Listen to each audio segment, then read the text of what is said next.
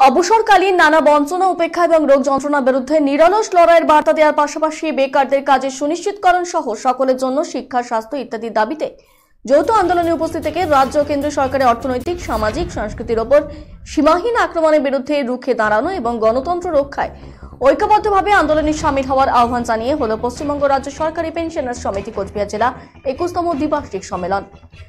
শনিবার কোচবিহার কর্মচারী ভবনে সম্মেলন উদ্বোধন করেন কর্মচারী আন্দোলনের নেতা ধীরাজ কুমার রায়। সম্মেলনে উপস্থিত ছিলেন সংগঠনের কেন্দ্র নেতৃত্বরা। এদিন এই সম্মেলনে প্রতিনিধিত্ব করেন 200 জন। বকেয়া মহার্ঘ ভাতা মিটিয়ে দেওয়া, বেকারদের কর্মসংস্থানের সুযোগ, মূল্যবৃদ্ধি ও ট্রেড ইউনিয়ন অধিকার সুরক্ষিত রাখতে তীব্র আন্দোলন গড়ে তোলার এদিন শপথ নেওয়া হয়। এই সম্মেলন থেকে কাকে বলে জানান সংগঠনের নেতা পুলকান্তি বিশ্বাস।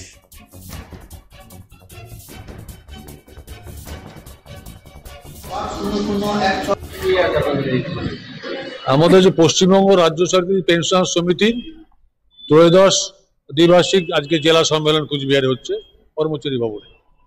2 বছর অন্তর অন্তর আমাদের সম্মেলনটা হয়।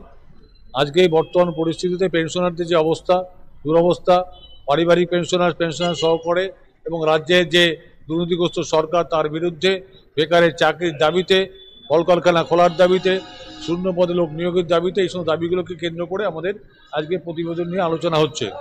এই জেলাতে আমাদের সম্মেলনের আজকে আমরা শুরু করেছি।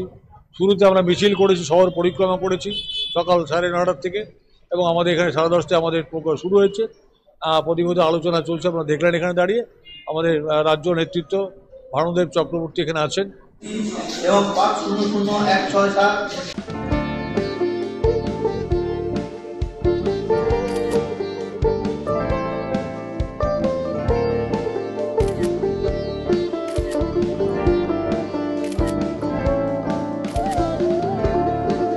Yeah, ma'am.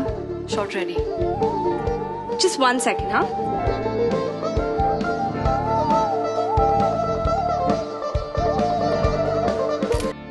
Simco Gold and Diamond, RRN Road, Old Post Office Para South, Coach Bihar.